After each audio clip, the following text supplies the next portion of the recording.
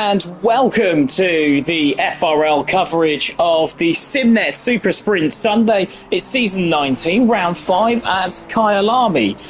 You'll notice a very different voice leading the commentators. It's myself, Jack Prentice, flying solo for today with the main commentator, Greg Wood, on a family commitment, which means he cannot be in the box. So for the next nearly 2 hours, you guys have got just me for company, and what an evening it promises to be. We've got 3 classes, Pro, Silver and AM, all duking it out on the same track for 2 races. The 20-minute sprint race to begin, which we can see in this particular lobby, and then the fully reverse grid race for 40 minutes. A little bit later on this afternoon in the second lobby. Now, to qualify for the fully reverse grid race, you have to have completed at least 75% of the distance of the winner from race 1. So if your race is ruined early on, there is an incentive, let's say, for you to carry on. Because not only will you have an advantage going into race 2, but you can still get valuable data for the first race. I'm going to take you through now the standings for the AM category. So AM is going to be in red, as you can see on there, the numbers in red on the left hand side. Silver will be in the darker grey, and in the light silver grey will be the Pro class. So let's take you through the standings as we have them now. We're going to start from the AM class, and it is in first place. You can see Alexander Kalugin. Let's go straight to him. He's in the garage, car number 334 in the Porsche with 54 points, 2 points ahead of Jordan Marshall in second place. The improving Frenchman has put together a really consistent season so far. A bit of a beneficiary of a rule change since last week, which we'll tell you more about a little bit later on. In third place, you've got JB Thacker in the Ferrari 296. He will be he's just 6 points off of second place and 8 off of Alexander Kalugin in first. Fourth is Michel Coppens, the Dutchman, who's started to improve as the weeks have gone on. Had a bit of a blip last time out in Bathurst, but he is on 42 points, just 4 points off of the top 3.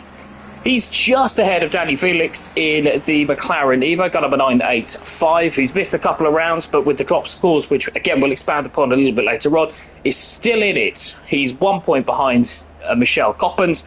Trevor Mendes is in 6th on 40 points in the Aston Martin V8 Vantage, car number 76, with Gav Cherry Moore in 7th place. We haven't seen him for a couple of rounds now, so it looks like he's going to be missing today, so you would expect that he will continue to drop down the order. In 8th place, it's Paul Trotman in the Lexus, car number 246.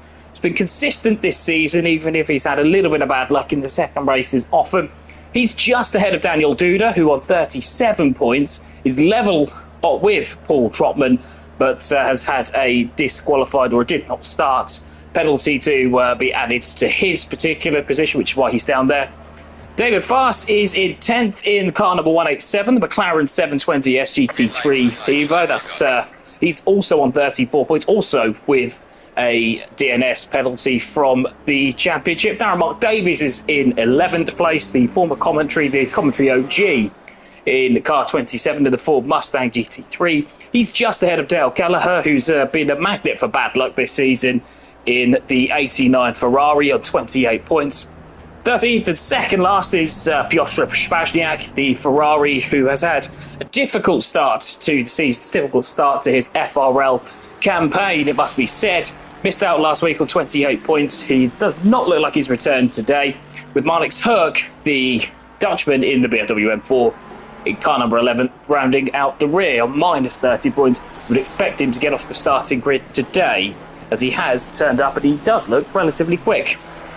In silver, as we go through qualifying, in silver we have in the lead Daniel Starkelov in the Ferrari. He's with the 2 drop scores, is top on 49 points. He's 4 points clear of Chris Getman, one of the admins who has done so much to put this championship together. Car number 79, the Porsche, is on 45 points. He's 1 point clear of Brooklyn Donklin in the 1774 Mustang, car number 177 on 44 points.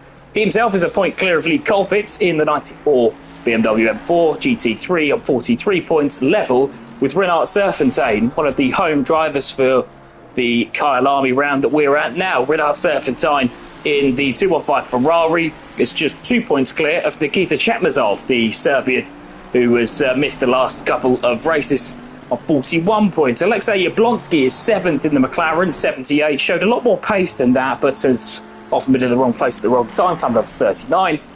And he's level with Luke Richings.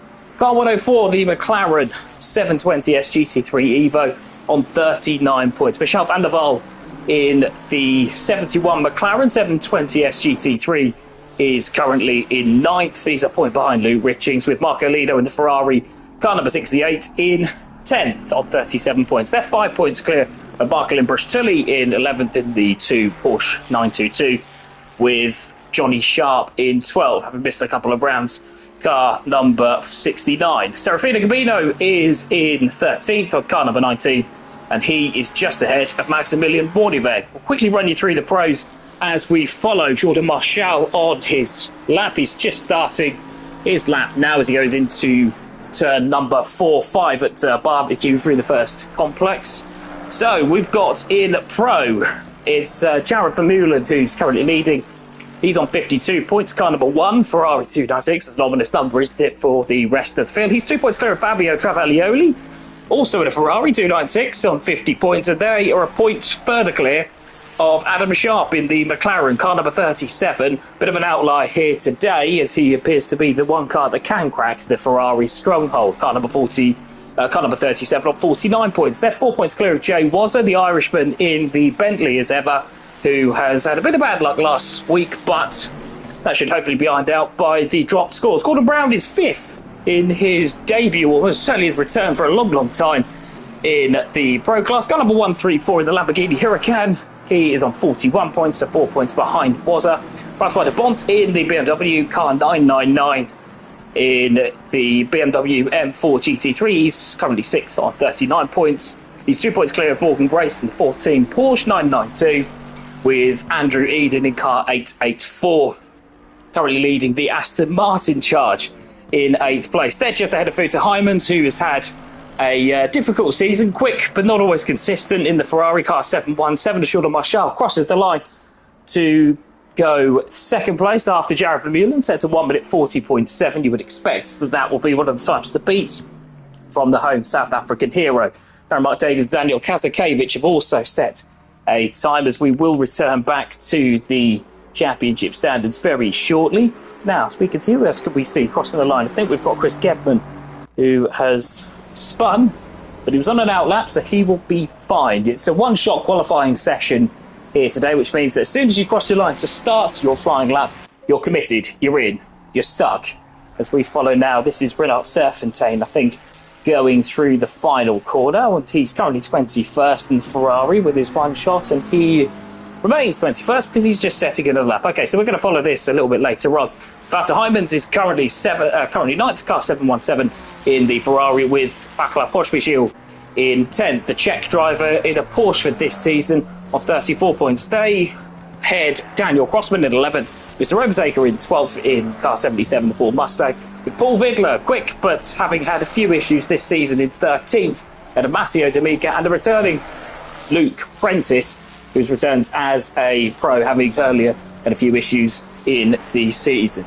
So we're going to follow now. Let's see if we got anybody crossing the line now. I'll explain a bit about qualifying whilst the track is relatively empty, as I think it might be car 76 as the driver to follow. Now, car 76 is he just going for another lap? That's Trevor Mendes. So we're going to stick with Renard Serpentine in car 215. So qualifying, one shot, which means that should you do more than your one allotted qualifying lap, the one time lap, you'll be starting from the pit lane. The airplanes have been very, very hot on this. Does mean that you have to stay on the track and be a little bit careful, but it's a real test of driver skill, because if you get it wrong, that's potentially your whole evening compromised, because obviously you'll be going through, if you're a quicker pro driver, for example, you will be going through the slower drivers and through the field, and that means that you'll be a little bit further back in class. Fabio Travaglioli just a 10th off of Jared Vermeulen, so that will be the first two, you would think, settled. We're looking at Serpentine now, which has been pretty solid lap from the Ferrari driver, the other South African in the field. Currently 11th. Where's he going to go? and he goes 6th. So he's second in silver, just behind Daniel Starkov in the Ferrari. It's a bit of Ferrari fest, isn't it, up top with Travaglioni and Vermeulen, both of the lead. Very impressive, though, from Matthias Gonalons, one of the new joiners, one of the reserve drivers in the McLaren 98, and Trevor Mendes, car 76, both in AM class and both towards the sharp end. Excellent to see there. Now, we're going to see, I think it's car 51. Is he on an outlap? That's Matteo D'Amica in the Ferrari. He's just going through Cheetah Curve and into the final corner in ways. That will be, I think, to start a lap. Here's Matteo D'Amica going across the line now. And where does he go? Yep, he is going to start a lap. So we're going to see if we can track somebody who isn't starting a lap. So car 177, I think, has just crossed the line. That is Brooklyn Donkin, also on another lap. And car 334, that is the AM Championship leader, Alexander Kalugin, going through the final corner. Is this to set a time? Currently 23rd, but that doesn't mean an awful lot as he brings his car to the middle of the track. No, so he is also starting another lap. We've got, I think it's going to be car 77. That's Owen Harris, who is a former commentator, and we wish him well because he's only left the commentary box as a result of the birth of his daughter last week, I think, no, week before last. So we wish both he and his wife very, very well indeed. I'm sure I speak for the whole FRL family when I say that. The black and gold McLaren now going through the final corner, currently P22 at the moment. Where's this going to put him? It puts him 8th. He's 3rd in class, 2.2 seconds off the pace, and he just edges out fellow AM driver Jordan Marshall by 2/10 of a second. Good lap from Owen Harris with James Thacker, JB Thacker, in 9th, just across the line now in the Ferrari. So that is car number 7. Again, another Ferrari in the top 10, and 4th in AM. As I think we're now going to get back for Renard Serpentine, car 717. That's Wouter Heymans. He's going to cross the line now. And, well, he's 10 seconds off the pace. So I can only assume that the Dutchman hit strife on his lap time. We didn't see it going across the line. Is Marco Lino now in the 68 Ferrari? Here he goes to cross the line with those 6 minutes to go. Brings his car over to the left-hand side. So I think he's starting the lap. And, yes, he is. So the Italian now is not the next one to cross the line because that is car 177, which I think has set a lap time. But we'll see. No, he hasn't, because it's Brooklyn Donkin, who has just gone 3rd. He's ousted Paul Vidler from 3rd place, and he takes the lead of silver. So that bumps down quite a few drivers. Car 334, that is Alexander Kalugin, who has just got into the pit lane. So I think that's his qualifying over. Here is Dale Kelleher, car 89, if we can pick him up a little bit earlier on. He's crossing the line now, which is bad news for myself because I can't see him, and I think that's his qualifying. His qualifying done. We're going to get some track action here because at the end of the day, we do not want to be seeing drivers in the pit lane. Here's Morgan Grace now onto the back straight through Barbecue, going into the Sunshine Curve. Bit of a tricky right-hander this. It falls away from you. You think that you're able to put the power on, and you just can't quite until you're facing straight. It's a really odd corner because when you think you can put it on, you can't. Now, as we've got car number 5, that is Josh Clayton, who has had a bit of a difficult start to the championship, but he has shown a lot of pace last week in the Aston Martin. He's another man to set a lap time, so we're going to go, I think, to car 68. Car 68 is back to being Marco Lino across the line. The Italian now just coming through the crocodiles and into Cheetah Curve. Horrible corner for any driver. You don't want to hit the inside curve, and as soon as we go onto him, that's his lap invalidated, and the Italian retires to the pit lane. Here's Luke Richings, though, who's just gone through the same corner in the very striking purple and pink McLaren. Round the final corner at Ingve, keeps it to the right-hand side. He's going to want the line of least resistance. Luke Richings now in silver class. Where's this going to go? It's not going to go anywhere because he is not set a lap time just yet. But we have got car 94. Lee Colpitts now crossing the line. Is this going to be a lap? It isn't, because here again, it is going to be a lap. Actually, where is it gone? He's got 10th. It didn't show me. P10 for Lee Colpitts, which very quickly becomes P12 as Morgan Grace sets a lap time to go 3rd. And I think as well, I think we've had another driver who's got up a little bit higher. I couldn't quite see who it was. Might have been Renard Serpentine, who is currently in 9th, the South African, the Ferrari driver. Car 246 is Paul Trotman. He's now crossing the line. Where's the Lexus going to go? And he's currently 24th. He goes 15th. So in AM class, that is in 6th position for the Welshman, Paul Trotman in the Lexus, doing a bit of damage there ahead of Felix, Callagher and Davies and co. We're going to go now to car number 5. Car number 5 is Josh Clayton. Now we know he's setting a lap time because we saw him cross the line from his outlap. Now the Aston Martin keeps it to the right hand side, looks very good through the final corner, the Aston Martin, and Clayton goes from the back. Clayton goes 3rd. That gives me a bit of hope for Tuesday as being an Aston Martin driver myself, but that is 0.9 seconds off the grid, and that edges out Morgan Gray. So the Aston Martin driver, Josh Clayton, can feel very happy with that lap time. Now we're going to go once again to Luke Richings. That is car 104. Who is currently 34th at the moment, but that means nothing because he hasn't yet set a lap time. We're expecting this to be solidly in the midfield. Looks smooth enough through there. He's going to bring the car to the right-hand side. And where is this going to go? And it goes 17th. Not bad from Luke Richings. Roughly, well, we expected him to be a little bit higher, but the standard of competition is such that that is a decent lap time indeed in the middle of the silver class. We've got now another couple of drivers who are coming through to start their lap time. One of them is Gordon Brown, which we will leave until later on. We're looking now for car 34, as I think the next driver to finish their lap, that's Posh Bashir. He will be coming into the pit lane. He knows the rules. So it's car number 5 is the next one across the line, but he again has also set another lap time. That is Clayton, so that should be fine. So car number 69, I think, is the next one to have not set a time, I think, and that is Johnny Sharp. Johnny Sharp back in after missing a couple of race weekends. The black and green Ferrari looking, well, it looks pretty handy through as he goes through the crocodiles. Really difficult braking area to get right. You think that you can brake a lot later than you can. Now we're going through Cheetah Curve. Don't hit the inside curve. The sleeping policeman will send you out wide, as we saw with Marco Lino before, into the final corner in Ingve. Get on the power as early as you can. You've got plenty to play with track limits. Brings the car to the right hand side, and this goes Johnny Sharp will go to 6th position, 2nd in silver, and he'll be rightly pleased with that lap time. Now, who have we got next? With only 1 minute to go, we've got car 98 next to Russell Line, but he has set a lap time. So it's car number 19, Serafino Gabino, in the Ferrari, the black and red Ferrari. He's going now through the Crocodiles complex here, just pulling his car to the left-hand side, attacks the curb, but not too much at Cheetah Curve now, pulls it over to the right-hand side, and where's he going to go? Car looks a little bit nervous, doesn't it, going through the final corner, but he's just going to pull himself to the right-hand side, gives a line of least resistance, and Gabino goes 16th in silver, so buries himself in the middle of the back with another Aston Martin. I think that's Anthony Eden, who has gone 5th place. Excellent lap from Anthony Eden. We've now got Adam Sharp now crossing the line. Is this the starter time or is this the finish one? We don't know. We're going to expect this to be quite high. Adam Sharp now crosses the line, goes 7th. Not the best lap time there from Adam Sharp, who has a bit of a reputation for underplaying his hand here. I don't think that's the case. 1.2 seconds off. He will be disappointed with that, I think.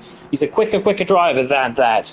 So who have we got now going through that has not set a lap time? Well, plenty of drivers have fallen foul of track limits. I think Luke Prentice hasn't left the pits all session, has he? I know Gedman, Brown, Lino have left the track, or left the pits, sorry, this session. I don't think there's anybody else left to go. Alberto Aragonis is in the Mercedes, snuck in as another reserve.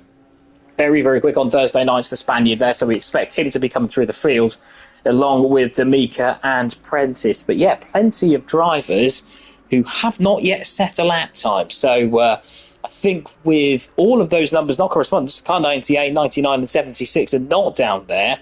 So I think, chaps and chapesses, we have our grid. So on pole, it's, as ever, really, it's Jared Vermeulen in the car number 1 Ferrari with Fabio Travaglioni in 2nd place, less than the 10th behind. Be interesting to see if any of them get swamped, because it's a wide run into the first corner, first braking zone really, because you've got the kink going into Prothorn. Be interested to see if any of them get swamped, possibly not by Clayton's Aston Martin, but by Morgan Grace's Porsche, as Trevor Mendes, I think, might have earned himself a bit of a slapped wrist. What was a really good qualifying for the AM driver I think he's just set another lap time because we had called him crossing the line. So unfortunately, Trevor Mendes, after an excellent qualifying, might just be, because of a technicality on the rules, starting from 6th place. Aragonesis, meanwhile, has crossed the line and has gone 3rd. He was the driver that hadn't yet set the lap time. So I think we've got a bit of a misdemeanor there from Trevor Mendes, who would be starting 6th had he not already set a lap time previously. So the Brit there, who represents Mauritius on the Thursday night late night World Tour, I think maybe finding himself in a little bit of trouble there. So, as we were, Travaglioli is in 2nd position. They're just ahead of Alberto Aragonesis, who's shown prodigious race pace previously on Thursday night.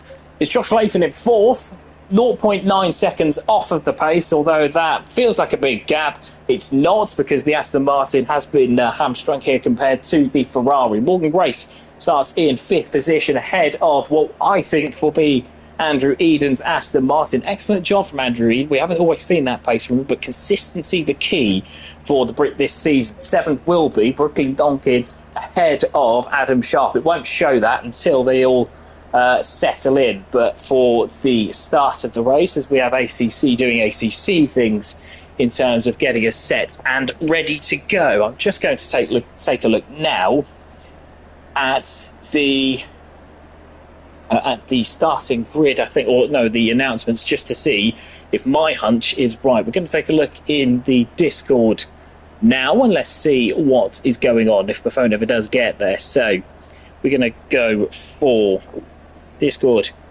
and we're going to see, I think, unfortunately for Trevor Mendes, who did set his 2nd lap time, I suspect that there may be some strife there for the Brit. Yeah, just, he said now he's totally forgot, just put his first ever 41 in. Horrendous luck, but that is going to be a pit lane stop, not only for the first race, but unfortunately for the second race for Trevor Mendes. It is a bit of a tough rule, but rules are there to be followed, you would argue.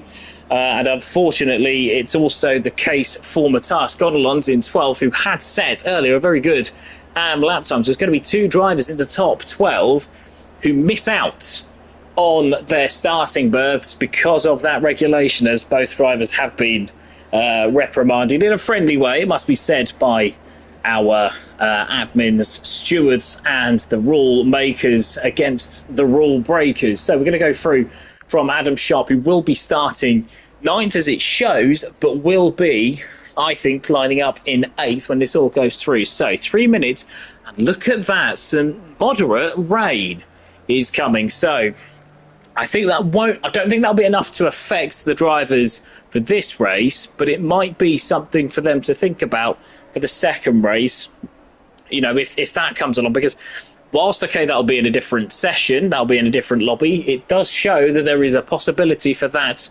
to be a factor. So 2.5 minutes to go before the racing gets underway. This is when the drivers, they'll be setting up their cars. It will be similar for a qualifying session for a 20-minute sprint race, because you're not going to be coming in and changing your tyres, which may well be a bit of a factor late or in the second race in terms of you will stop, but it will be a pit stop just largely to take fuel on board, a 1 litre fuel, just to get that out of the way, as that is the rules. No tyre changing mandatory in the 40-minute second race. But in the first race, you have to keep going. Whatever happens, you have to keep going. If you have a bad race, a bad start, you have to keep going, because you only qualify for the full reverse grid in race number 2 if you complete 75% of the race distance. In layman's terms, that's 15 minutes of a 20-minute race, and that means that the drivers can't just rage quit and get an advantage there. You have to get back out there and carry on as much as you possibly can. It means you might have to fight your way through, but it also means that there's something for you left to play for. Now, we mentioned earlier a rule change from Bathurst. Now, there was issues with Xbox users trying to get into the Bathurst session. So what the admins have done, as well as the issue in the second race regarding a complete disconnection, but what the admins have done is they've relaxed the rules regarding dropped scores. So now there are 2 dropped scores, which means if you have 2 bad rounds, they do not count towards your total. They do not count towards your points total, and that means that drivers are in the game, so to speak, if they had issues like last week, for example, or if there are further issues, like, you know, you miss due to family reasons, then, you know, your 5 best results, 5 best weekends, if you like, 5 best to batch of races will count towards your championship total only. So we've got now 20 seconds before the short burst to the start straight. Now, 29 drivers, it's Vermeulen versus Travaglioli, but it does widen. It does widen going into Crowthorne, and there's a couple of natural pinch points at turns 3 and 4 before you get to Barbecue at 5, and that could mean a lot of drama indeed. Vermeulen now leading the drivers away with Travaglioli on what will be outside. They're just ahead of Aragoneses, Clayton, Mendes, Eden, Donkin and Sharp in the top 8, as it will be with Johnny Sharp in 10th and in 9th, and Paul Vidler in 10th. So drivers now leading all the way around the final corner. You've got the 5 red lights on there in the background, and we're waiting for the line as Vermeulen has the inside, and we're just waiting still for the grid to form up, and it's go, and there's already a drive-through penalty for car number 333. We'll find out who that is a little bit further down the line. Good start there for Aragoneses in the Mercedes. He splits the Ferraris going into the first real breaking point. Vermeulen has it at the moment. Travaglioli tries to hang it around the outside. He has done for the moment as Aragoneses settles into 3rd place. It's Morgan Grace in 4th, and I think it's Anthony Eden who's hit strife. As you know, he's not hit strife. He's a little bit further back, so he's had a poor start. I think Brooklyn Donkin has got up into 5th place, with Morgan Grace having gotten past Clayton in the Aston Martin, who's also fallen back. So we're going through the first sector now. Travaglioli still fighting with Vermeulen going into Sunshine Bend. Now, I think Vermeulen might just be able to rescue it just for the moment. Travaglioli now in 2nd place, just half a second clear of Aragoneses in 3rd. Grace up to 4th with Donkin, the big winner, certainly in silver, because he's 6 cars ahead of his next rival. It's Adam Sharp in 6th, having made up somewhat for his poor qualifying, ahead of Gon Alonso, who has ignored, I do believe, a request to start in the pit lane, so we can write his races off now, because I think he'll be disqualified. Clayton's dropped back to 8th as they go down the mine shaft for the first time, ahead of Andrew Eden, and Paul Vidler not made much ground from 10th position. Johnny Sharp is now at 11th, and he's fighting off. He's 2nd in silver, fighting off the advances of Daniel Starkov. A little bit of damage for Johnny Sharp as well suggests that there's been some after you clawed in the first sector. Pospisil is in 13th place, a little bit further back there for the Czech driver. Somebody's gone off at Cheetah Curb. We'll see who that is if and when they have a further incident. So it's Vermeulen leading now by half a second clear of Travaglioli. Donkin's got the fastest lap in the Ford Mustang. It was a really good start from the silver driver. It's Vermeulen now leading by half a second from Travaglioli, but they've got Alberto Aragoneses in their clutches. Grace and Donkin are fighting away just at the moment. He's waiting for the cameras to catch themselves up. There's a little bit of issues here because Donkin, has he gone backwards a little bit? I don't think, yes he has. I think, yeah. So Brooklyn Donkin undoes some of his good work early on, and now it's Andrew Eden and Josh Clayton who have gone ahead of him. Adam Sharp now up into 5th position, so it's worked out okay for the Yorkshireman.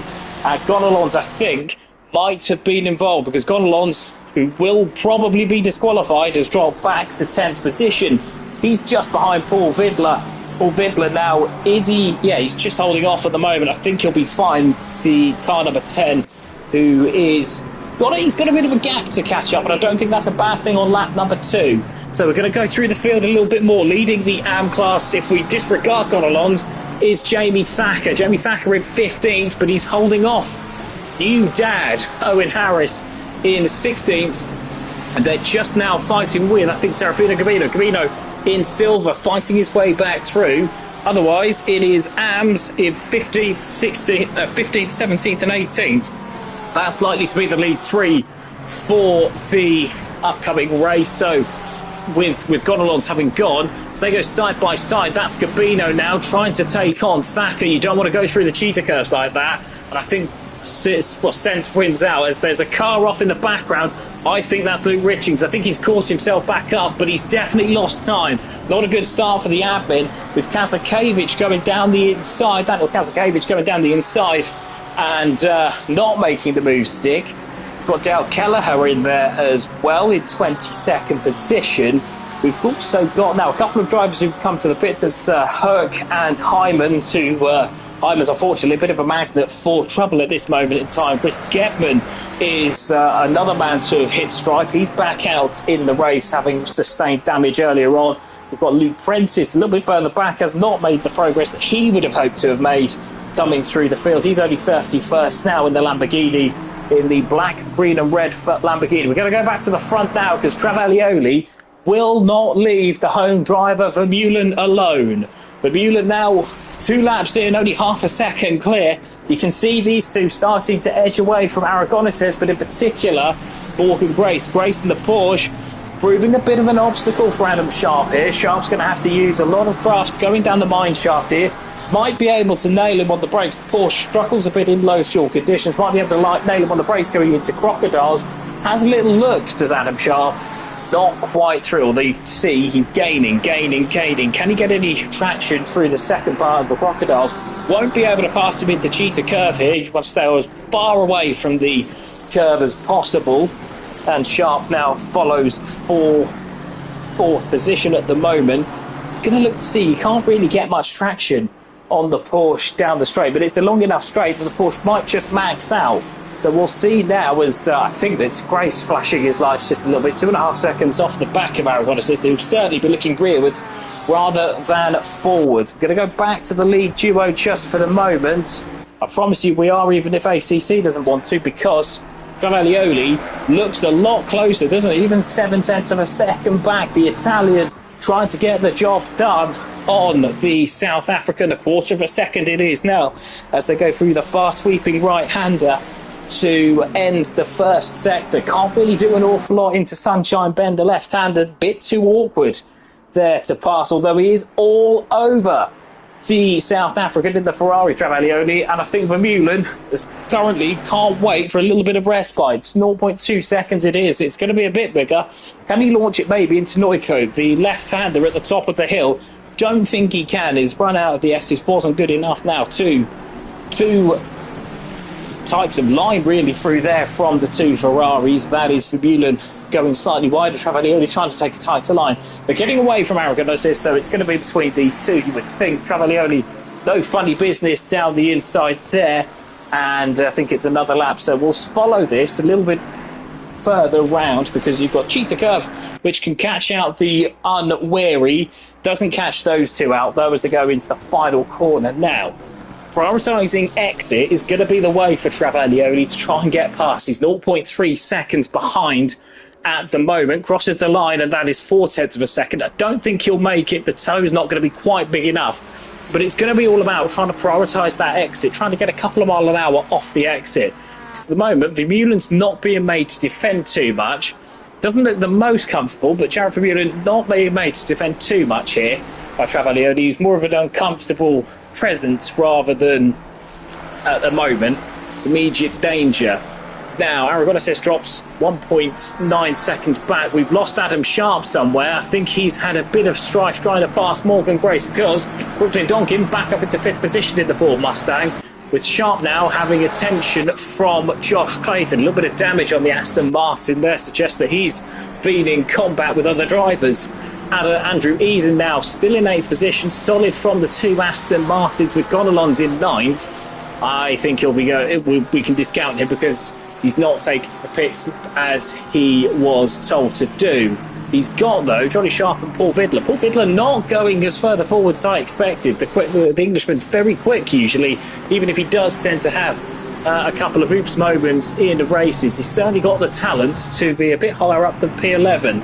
So the Ferrari want to watch now in the second half of the race. Gonalons there. The Ghost almost Gonalons there in 9th position, getting out of shape and holding up a couple of these Silver and Am drivers, which, you know, if he didn't think he was going to be disqualified, he's perfectly entitled to. Sharp looking down the inside now into Crocodiles not going to make it there. The black and green Ferrari will have to wait for another lap. We've got now Clayton still on the back of Adam Sharp. Sharp has caught back up to Donkin, but the Mustang, even with it having been nerfed by the latest update, I think the Mustang is going to make it very, very difficult for the pro driver. 5th in class, 6th on the road, Adam Sharp.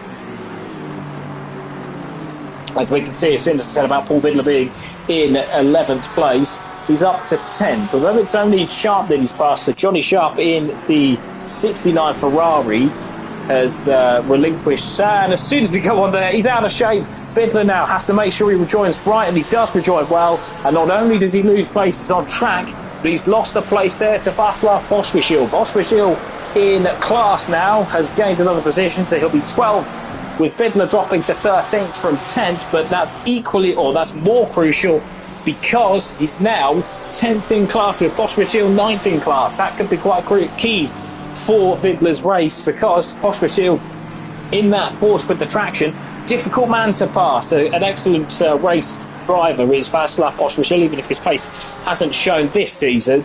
As we go to two drivers who have had their pace shown, and that is Vermeulen and Travaglioli. Another 0.2 of a second apart. Travaglioli a little bit quicker in the first sector, with Vermeulen there gamely hanging on. We're not used to seeing this from Vermeulen. He's got a bit, usually he goes a bit Vettel in 2013, and then he gets out from the pole position, breaks away within a lap and has it all under control. Certainly, he does not have it all under control now, because he's going defensive. He's had to weave to break the toe. Travaglioli now less than 0.3 behind. Is he going to do anything now? I don't think he'll do anything desperate with only 10 minutes to go. Might leave that for another 5 minutes down the line. And he's now content to sit behind the leader just for the moment. Rain in 10 minutes. I don't think that'll matter too much, to be honest. Drivers should be able to cope with that towards the end of the race, but it might just prove to be a bit of a spoiler.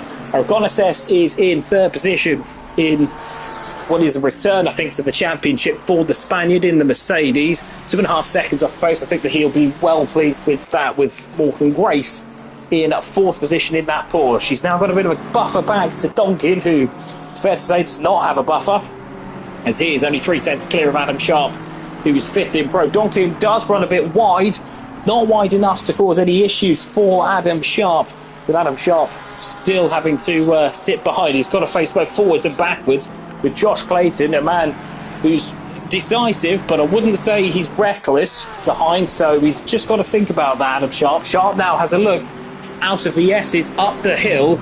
Does he make a move? We don't know, because the camera didn't follow, but he doesn't, because he keeps it tight out of Neukauf, and now down the mine shaft we go. So expect the McLaren to maybe try and surprise Donkin, who, if he has sense, will be a little bit careful. Don't surrender, whatever you do, but he will be a bit careful. The Mustang there trail brakes a bit, brakes on and off, and is still fighting with Adam Sharp.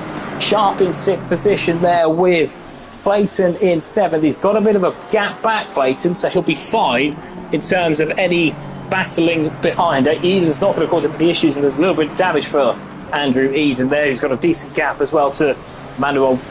Pretty certain will be disqualified. That is Matthias Gonlod, which is such a shame, because it's been an excellent drive, apart from following the rules. Johnny Sharp is currently in 10th now, and he's got Daniel Starkov behind him, so that is 2nd in class being disputed in silver, with Pospisil now a further 2nd back, and Vidler in 13th, 2.5 seconds back. He's got Serpentine for company, and this is a really impressive drive from Owen Harris. Harris has had a lot of upheaval, good upheaval, it must be said, in his personal life, who is now leading the AM class. If we think that Gonalons is going to go the way that I think he is, that is leading the AM class, and not just leading it, he's botting it, isn't he? Because he's got Lee Colpitts is silver behind him. I think Harris playing the percentages there and letting Colpitts through. Colpitts, understated Brit, consistent, but doesn't certainly do anything silly. But Harris there not doing anything silly and letting the silver driver through, because he's AM. Doesn't matter whether they go through, because it's not for position in class. It's not going to affect this championship. Owen Harris there driving really, really well. He's 4.5 seconds clear of Gordon Brown's Lamborghini. Gordon Brown in Pro, who had some issues in qualifying, so this is somewhat of a recovery. Luke Richings in 18th now in silver. Matteo D'Amica in 19th. Another man in Pro who had problems on his qualifying lap. Marcolino in 20th in silver, so that is, I think, they're about 7th position in class, and 20th Marcolino ahead of Darren Mark Davies. Another man who's having a really good race. He's second by my money in the AM class in 21st position. Doesn't really tell the tale. He's got 2 seconds on Kazakevich, with championship leader in AM, Alexander Kalugin, in 23rd, so third in the class behind Kazakevich. Another immediate threat from the Pro Reserves now. That is Luke Prentice, 24th for the Britons. Normally quite quick in that Lamborghini, so I suspect there may be either some underlying issues or just unable to get through. Marshall currently fighting with, is that Dale Kelleher? No, it isn't. Marshall, I think Dale Kelleher might have had some issues because that is Wouter Heijmans, who is a lap down, obviously. So Marshall in 4th position in AM in 25th, has a decent gap now, so that is Danny Felix, with Dale Kelleher in 5th position to have a little bit of trouble. And there's Mendes, who did comply with the order to start on the pit lane, now coming through. So good driving from Trevor Mendes, who has made his way at least back up into the field. Gabino and Thacker further back, with Paul Trotman, who had such a good qualifying, a little bit further back, having had some issues in at the start of the race. You've got Chris Gebben and Wouter Heijmans, who are completing laps, enough laps for them to be at the start. So Wouter Heijmans, I think we can bookmark him for a strong race in race number 2. We're going to go back to the lead, and that, with 5 minutes to go, is Vermeulen. Now, Travaglioli has hit strife, hasn't he? Because he's 2 seconds back from Vermeulen. Vermeulen seems to be inevitable, doesn't he? Especially in race 1. If he can get race 2 licked, or who am I to tell him, but if he can get race 2 sorted, then I think he could be just a decent driver, couldn't he? Travaglioli 2.7 seconds now back, and I think that is challenge over with what would be 3 or 4 laps to go. It's a 1 minute 40 lap time, isn't it? So I would suggest that is going to be 3 laps to go. Vermeulen now just coming out of barbecue down the back straight, and I think that is going to be race done if he doesn't make any mistakes. Aragonés says, meanwhile, well, he fancies a run at second, doesn't he? Travaglioli is just a second up the road, and Aragonés says, another man not to do anything silly despite his pace, is currently 3rd position. Got a decent gap now to Morgan Grace, who himself has a real buffer back to Brooklyn Donkin. Brooklyn Donkin in silver. Excellent drive from Brooklyn Donkin, who does not have to get out of the way of either Sharp or Clayton. He's holding them off well, isn't it? It's certainly a good audition if he does want to move to Pro next season, which is a bit of a daunting task, isn't it? But I think he's giving as good as getting here now through the S's. The Mustang, not necessarily the strongest car through there, but he manages it well. You've got Sharp now less than half a second, I would imagine, behind, because that does not look like 6 tenths per second. Going into Neukauf, and they can't quite make the move there. So a little bit of damage on Sharp's car. I don't think that'll be affecting him too much, but he's just stuck behind that Mustang, isn't he? Donkin going absolutely nowhere, with Clayton now bottled up behind the 2 of them, and Andrew Eden now in 8th position, 7th in class. Quite safe, isn't he, both ways? Gonalons, we think, probably out of the race for his misdemeanor earlier. Wide goes Clayton at Sheeta, not wide enough to cause himself any issues, but wide enough to stop him having a run at Adam Sharp in front. As we see now, speaking of having a run, that is Alberto Aragonés going through turn 3, natural pitch point as we saw earlier on. Now, he's 3/4 of a second behind Travaglioli. Travaglioli now very much looking rearwards rather than frontwards. Earlier, the eyes on the prize was for Vermeulen's first place. Now he's got it all to do to fight gamely for second. But that's a decent first sector for Aragonés, for Travaglioli. He's now upped it to about second, with Grace having dropped off now by 8 seconds. These 3 really are the class of the field, aren't they? You know, separated by 4 seconds after nearly 20 minutes of racing, and it's these 3 that really are pushing the boundaries, aren't they, in SimNet Sunday Sprint. With 2 minutes to go, I think we're now just 1 and a bit laps away from finishing the race. There's a couple of drivers who are in the pit lane. I think one of them is Paul Trotman, who's done enough now, he thinks, to get himself qualified for the reverse grid race. That's Hyman's in 33rd. Is towards the back in pro. I think the next pro driver is up in 22nd. That's Luke Prentice, still having a bit of trouble getting past the man drivers. Darren Mark Davis more than holding his own. The commentary goes as we saw there. We cut away from Aragones going wide. That's all it was in the end, was Aragones running slightly wide at Cheetah Curve. That catches out the unwary, but it doesn't cost him too much. 3 seconds the gap as Vermeulen starts his last lap. And a further 3 seconds back now is Aragones with Brace there. Well, he might gain. He has gained. 6.5 seconds back now for the Welshman, who I don't think will mind too much. With Donkin now still fighting with Adam Sharp. Adam Sharp is in the pits. Adam Sharp has ended up in the pit lane. We didn't see what happened there. We'll find out from the auctionman what's gone on there. But he's gone in with, I think, Josh Clayton. Josh Clayton just crossing the line now. Those two were together. I wonder if there's been some issues further around the lap. I hope I didn't put the mockers on that, with Eden now in 6th position, having gained massively from that.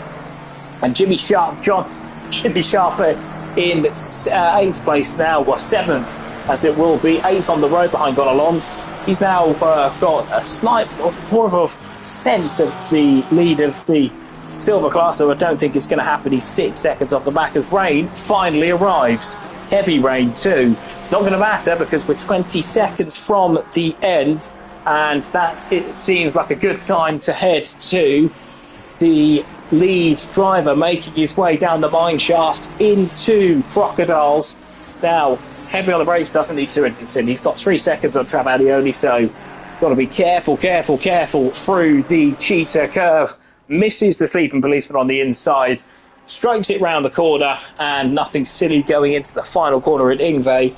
And Jared Vermeulen back to winning ways in South Africa. His home race, he wins the first of two, the 20-minute sprint. And Vermeulen there reasserts his dominance at the top of the table with that victory, with Fabio Travaglioni coming in second, ahead of Aragones in third on his return to the championship.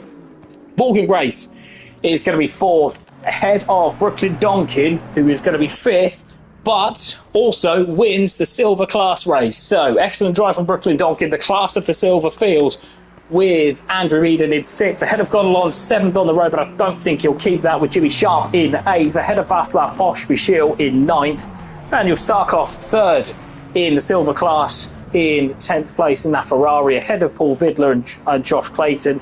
We didn't see what happened there, with Renard Serpentine in 13th, ahead of Lee Colpitts. And my winner of the AM class, Owen Harris. It's been a couple of excellent weeks for the Englishman, the former commentator. We wish both he and his wife well in their birth of their child, and we wish them all congratulations there, with Matteo D'Amica in 16th for silver, making his way back through the field, ahead of Gordon Brown in 17th, Luke Richings in 18th, Marco Lino in 19th. And Luke Prentice did get past Darren Mark Davies, who also lost out to be third in class to Alexander Kalugin, so second in the championship for Alexander Kalugin, which represents, or second in class, so which represents a good return to form after a difficult qualifying session. It's Kasakiewicz in 23rd, ahead of Jordan Marshall, fourth in class, with Serafino Cabino in 25th.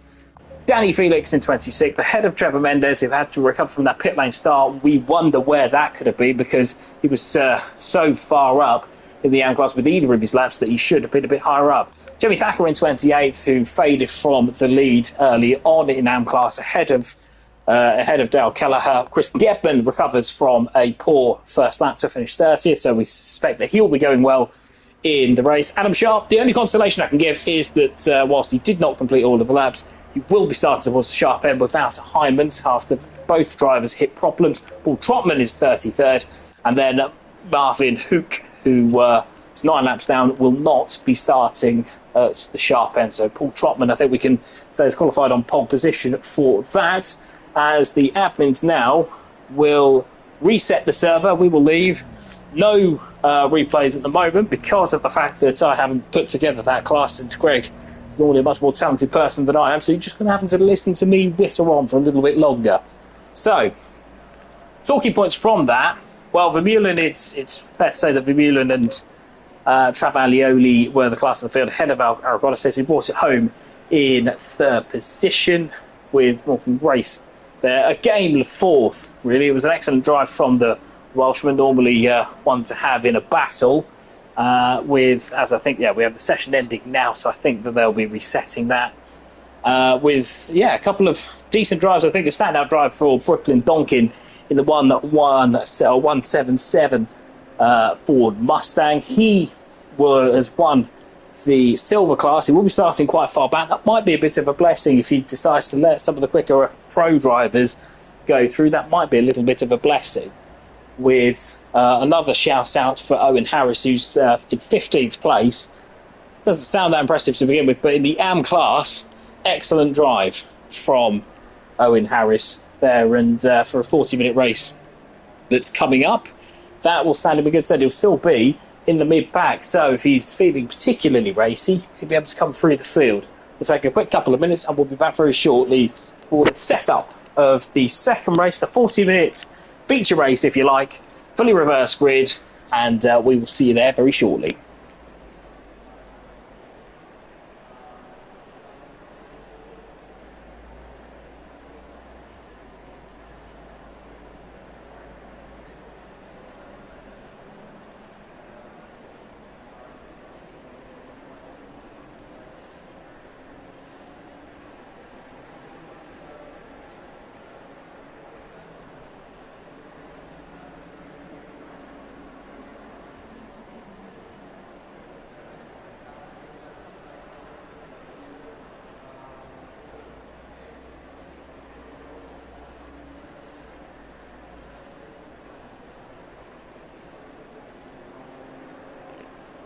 So I think that is the server reset now, as has been announced by one of the admins. So they'll be resetting they'll be using on SimGrid, I think it's G Portal that they go on. It's a lot cleverer than I care to remember, to be honest with you, where the drivers will have a fully reversed grid with a couple of exceptions, which I think are predetermined in the setting. So bad news there for Herc in the BMW. But apart from that, I think Trotman, Sharp and Hyman's will be towards the sharp end of that restart. So certainly three capable drivers. Trotman certainly has ample position, whereas two pros in Hyman's and Sharp, Adam Sharp, who have been showing decent pace, I think will be in the reckoning there for pole position. I think there was a couple of bits of contact between him and Josh Clayson from what I could see in the chat at the chicane. So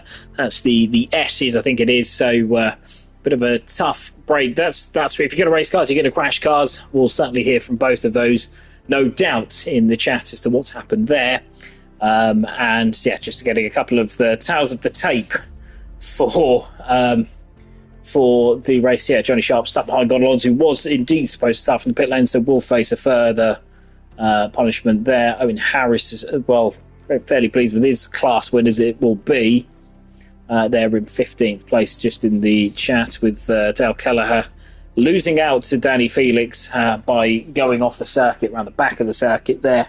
What was actually a really impressive run from Dale Kelleher. Still a decent run, to be fair. He's been struggling in Pro just a little bit, but that was a bit more struggling in the season, but that was a bit more like it there from the Ferrari driver, who has not had the luck that you would hope he's had. So we're just going to wait now for this to reset with at the moment there. This gives me a bit of time, actually, a bit of a reminder to plug some of our other series. So we're going to start with SimNet. So we must thank our sponsors, SimNet, who provide all sorts of racing and sim racing gear, all compatible with any device that you're on, be it PC, be it Xbox, be it PlayStation. I'm going to thank them for sponsoring this championship, because without sponsors and without patrons, it wouldn't be possible. We're now going to go on to our patrons. We've got a Patreon server, which is £4 per month. Now, you think what £4 buys you? It buys you an overpriced coffee from a couple of well-known coffee chains. I won't be naming them here, but £4 a month helps pay for things like commentary, helps pay for benefits such as your own graphic designed by Chris Gedman, a very talented man on that regard. Certainly put together a couple for drivers in this server. Not only that, you get your choice of number. If you're one of the drivers who wants to contribute and feels that they can contribute to the championship, you get a choice of number for £4 a month. It's not bad, is it? It's not bad. It's less than one of those overpriced coffees that you get in service stations. I think that's a pretty good value. We've got a couple of championships coming up, including a new one tomorrow, a new season of the FRL WRC. Sign-ups, I believe, are still open, but the WRC game has really taken off on Formula Racing League, and we're excited to see that back. You can see there the Taco Tuesdays. That's the flagship championship of Formula Racing League, the one where I think there's now 2 tiers, nearly 40 drivers. So certainly, if you are short for something to do on a Tuesday night, then why not join? Because in terms, it's sim racing at its very best. You're always going to get battles. You're always going to get really good quality fights. I think it's certainly well worth joining. To go with that as well, there's more games in the pipeline coming up. I think there's LMU Le Mans Ultimate on PC. That's on Friday nights, which I know a lot of drivers are starting to migrate to. We hope to see LMU on console some point in the near future as well. The potential of an upcoming NASCAR Championship, when that game releases at the end of October. We're expecting that to be very popular as well, with Chris Gedman again at the centre of that. The man is so busy when it comes to the Formula Racing League. He certainly is Mr. FRL. And last but not least, I mentioned the Thursday night, late night championship. The World Tour is coming to an end now. We will have hopefully some commentary for the final race on Thursday week. That is at Spa-Francorchamps, with Bathurst coming up next Thursday. So stay tuned for that, because Bathurst, as we saw last week, a real test of man and machine. We're just waiting now for the server to reset. There are 5 servers available. That means only one thing, that the SimNet SuperSprint Sunday, with currently an FP1 session of 60 minutes, I think that one might change. But let's go in anyway and let's just see if there's anything there. So a little bit of rain there as well is forecast. I don't think it's going to be a whole hour. As entertaining as it would be, I'm sure, to follow all drivers around the laps and around their practice sessions and around the setups, I don't think we're going to be quite getting this, but we can see some drivers now coming in anyway, as I think there will be another announcement of a server reset coming shortly. We'll wait for that to happen before we return. I'll see you very soon. ACC PlayStation decided not to agree together, so hence why we were out of the session for the moment, but the Evo game restarted. Apologies if anybody was or did see any interruptions to the broadcast there, but we'll get back into the server right this second, especially as they start to reset that back up. So let's have a little look here, as we've got then the whole session now open for the SimNet SuperSprint Sunday Season 19, Round 5, and this is going to be the feature race. So let's try that once again. If you saw me out there, no you didn't. Let's see if the servers are back up, and let's see if, well, the server is back up, and let's see what is going on with the stream. Make sure that the stream is all okay, because we want to see if you guys can watch it, and that's the main thing. So let me just have a quick look whilst we dial into that, as we've got another exciting race coming up now. Fully reverse grid, that means the quick guys are at the back, and the slower guys of AM and those who've hit problems further on are, well, I'm not going to say that they're the slowest guys, because they're all a lot quicker than your average driver. Let's just see if we can select another one. So that's Andrew Eden is going to be our guinea pig, let's say, for that particular one. We've got Jared Vermeulen now going out in, I think, alongside Owen Harris. So a couple of drivers now going up for a little bit of circuit acclimatisation there. We're going to have a look at the timetables now. What time the race is going on? Nothing there. So I think it's high time that we turn back to the garage. We are, and we can see now the race starting at 8 PM. So it's going to be what you see here. It's going to be a night race for 40 minutes. So certainly these two drivers gaining a little bit by going out there, with Vermeulen and Harris both pounding round. And Vermeulen, it's helpful for him to be in traffic, because not everybody's as quick as him. You'll be shocked to hear. And with Harris himself, he's going to be experiencing a few quicker drivers come through the field. So, again, that makes a bit of sense for him to be coming forwards. Will hopefully be uninterrupted with no errors from the game there. Let's just see. I think the server's back up, and do comment and do let me know if that is not the case. As we can see there, that is Harris now going through, reacclimatising himself with the probably the most difficult corner, one of the most difficult corners on the game, but certainly the most difficult corner on the track, which is the cheetah curve there, the second to last corner just through crocodiles as well.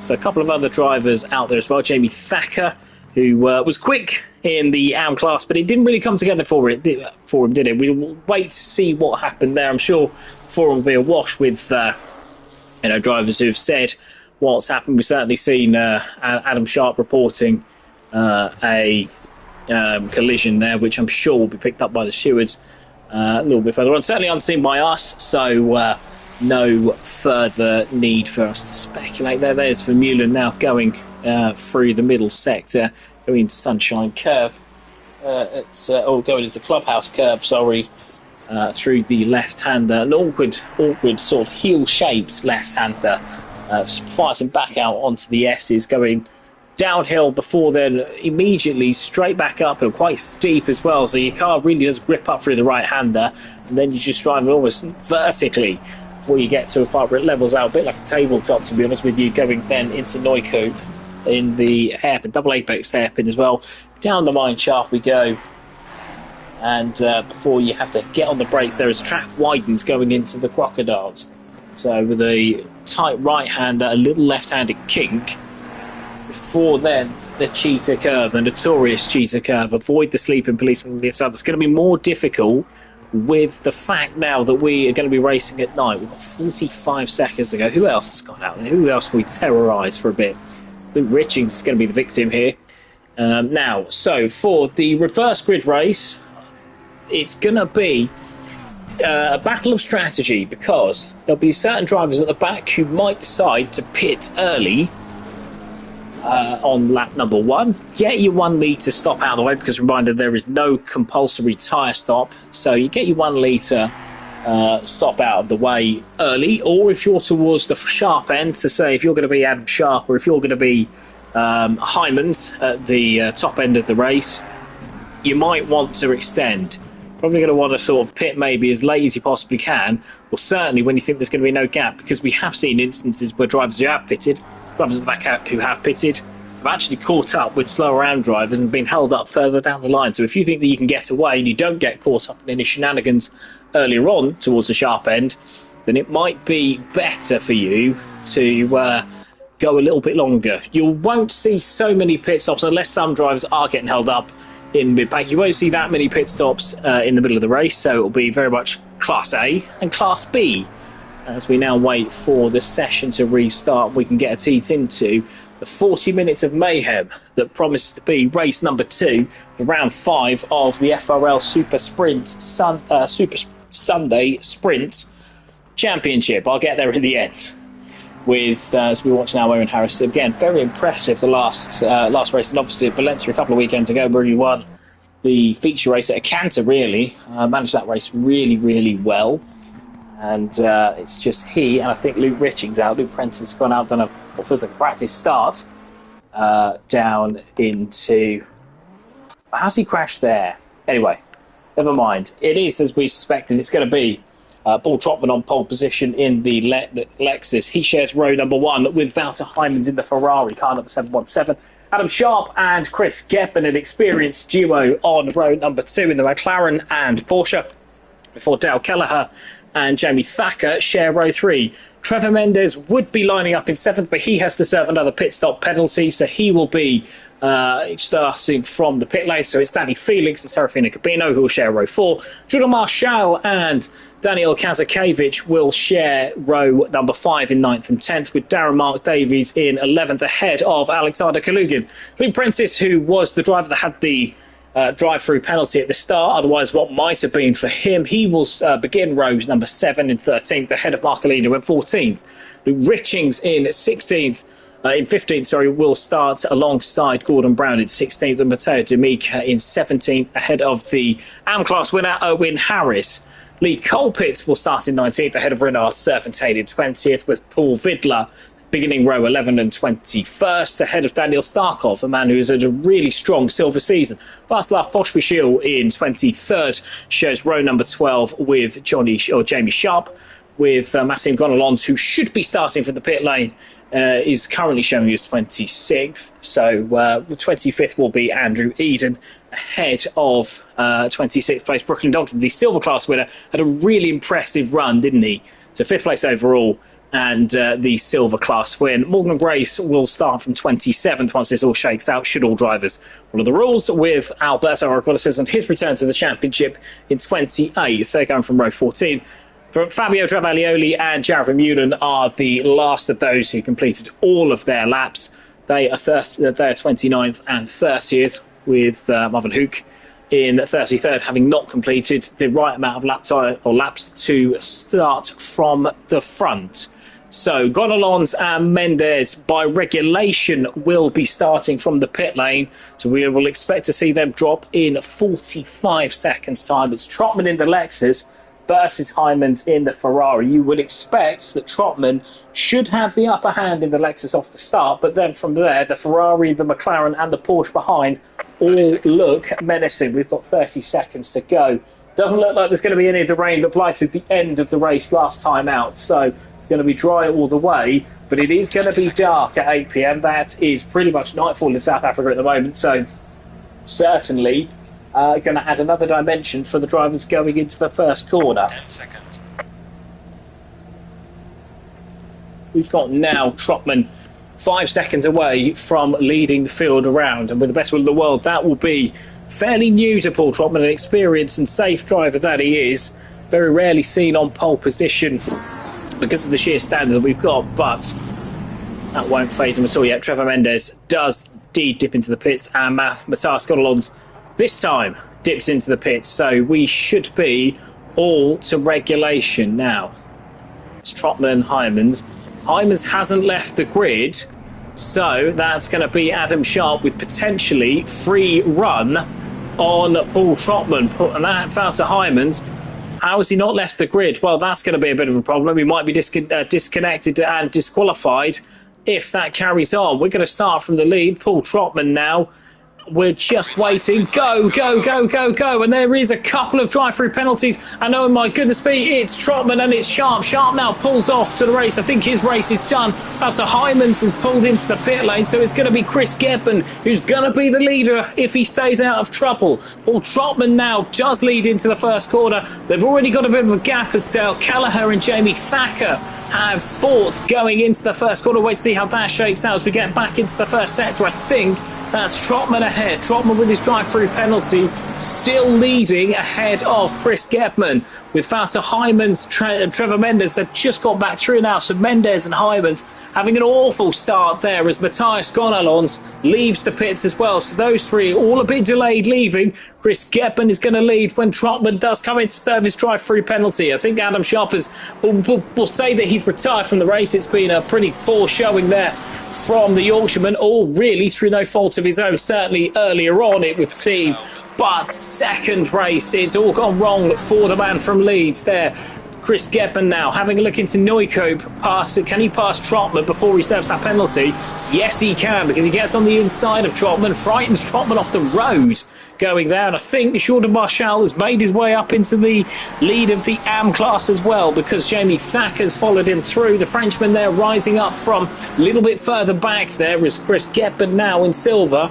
Is away and gone. His nearest rival is Serafino Gabino, who's stuck behind a couple of AMs. With Trotman due to serve his penalty, it's Dale Kelleher now in 6th position ahead of Danny Felix. Luke Prentice up to 8 in Pro, and he pits immediately. Probably a wise call from Luke, as he was due to get stuck behind a lot of drivers slightly slower than him, with Kasakevich, Richings and Darren Mark Davies going around. A few more drivers have come into the pit lane, so we'll see exactly how that shakes out. Trotman's obviously into service drive through, and we'll see now as a few drivers now tumble down the order. Well, Marshall is just ahead of Jamie Thacker for the lead of the AM class. It's Gabino who is currently with the fastest. That car 246 has a stop-go penalty as well.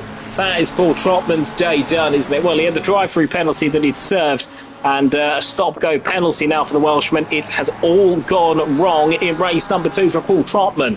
Trotman now rejoins 17th, but realistically with a pit stop and a stop-go to do, that's going to be another lap gone for Paul Trotman there as we concentrate now towards the front. Marshall within sight of Chris Gebman, obviously for the overall lead. Doesn't matter in terms of class with Marshall in AM flashing away. That won't be popular with Chris Gebman, I can tell you that now.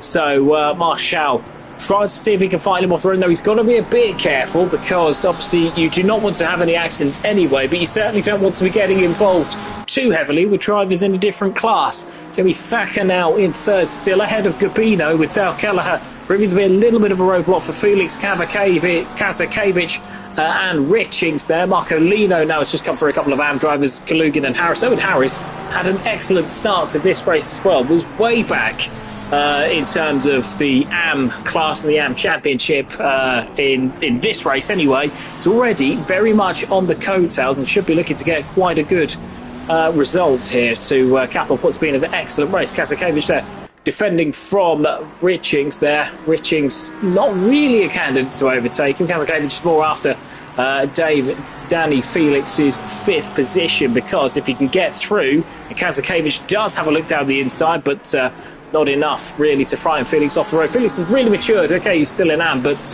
remember even a couple of months ago where he was miles off the back, and now he's certainly into the race, certainly into the pack there. So it's been great to see there from Danny Felix going forwards. What won't be great to see from his point of view is the fact that he's got a blue Porsche all over him just 5 minutes into the race. Kazakevich is certainly like an annoying wasp that won't go away, won't leave your beer alone, and he will be certainly looking to pass Felix, who's stuck behind Kelleher, Dale Kelleher. Car 334 has the stop-go penalty for speeding in the pit lane, so we'll see who that is. That is, so Trotman's got his, it's Alexander Kalugin, so that is pretty big news because the championship leader in AM, it doesn't look like he's going to be scoring any impressive points here today. It's a tricky pit stop, isn't it? Tricky pit lane, because you're on the pit line, the pit limiter line, pretty much straight away. We've got Trevor Mendes showing us 24, so it's been a bit of a difficult start. Obviously, he was a bit slow leading leaving the pit lane. So Gabino now, with Marshall having dropped a little bit further off the back of Chris Gebman. Gebman has it under control for the moment. He would quite like, I would suspect, Marshall to stay in between himself and Serafino Gabino. Gabino, quick, can be an aggressive driver, so he won't want to hang around for the moment, but if he can get past Marshall without too much damage to himself and Marshall's race, then I think, is Marshall pulling over and letting him through? I think he is, which might be... No, he isn't. He's just taking a rather unorthodox line down the straight. Certainly defending a lot earlier than you would expect. Gabino there doesn't make any inroads on Marshall. Obviously, this is not really for position in a sense that it is on track, but not for class. But if Marshall can stay ahead of Gabino, Gabino's got a bit of a gap there to the next AM driver, which is Dale Kelleher. Kelleher fighting still with Kazakevich and Felix, and it's a good race. 4th place already on the road. Obviously, there's a few drivers who have pitted. Luke Prentice now still leading the pitted class, let's say. Gonalons, Richings and Mendes a little bit further back haven't completed their stops, but he's got an old rival behind him, hasn't he, Luke Prentice? Vidler wasn't quite as quick as we would expect. These two have collided to quite catastrophic consequences earlier in the season, and they've had a few run-ins since. So Vidler now 1.5 seconds off the back of Luke Prentice. There's another stop-go penalty. That's for Luke Richings in silver. So the pit lane entrance proving to be, especially at night time, a really difficult undertaking for the drivers, because the line is still, as Luke Prentice does climb the curve there a little bit, the line is still just after the hairpin, so you can't really judge it once you're out. You want to make as much time as possible and accelerate out, but you don't want to accelerate too hard, because if you do, you then have to stand on the brakes, and the speedo can't necessarily catch up with what you're doing. So Luke at the moment they're in 13th place. The vast majority of the drivers have pitted, haven't they? There's only 12 out of 32 that haven't stopped, with people like Morgan Grace, who I suspect might be coming in if he can't pass Aaron Mark Davies. No, he doesn't. The Porsche versus Mustang, it's traction versus sheer brute force. It's Pro versus AM, it's Wales v Wales for 11th place. Aaron Davis in no mood to be giving that up to, well, races Marcolina in silver, does now pit, so that is 11 drivers left. Bino, meanwhile, has got past Marshall. Marshall takes a sensible approach, even if he has lost out. He's still got a decent gap to Kazakevich. He's still got that buffer, hasn't he, between himself and the next AM driver. Stel Kelleher now has been relieved of 4th place by Kazakevich, and Danny Felix has just got past Stel Kelleher for 5th, so that's the second in AM. But yeah, Danny Felix just got past with Owen Harris. They're having risen again up the rankings, so he's now 7th, just behind. I think if he feels he can get past Kelleher and Felix, he'll be well into the race. So no need for him to pit now, with especially having won the first class race. We're just only a quarter of the way through here now, so no need for him to be diving into the pits as it stands at the moment, although he could really do with getting past Kelleher sooner rather than later. They're just going down the mine shaft now, going into the left-hander before a heavy braking zone of Crocodile. We'll stay with this for the moment because there may be an overtake here. The track widens, it's a difficult braking zone. McLaren there certainly a lot later than Kelleher onto the brakes into the right-hander, but Kelleher there steady Eddie through there and just wants to avoid the inside curb. He does just about.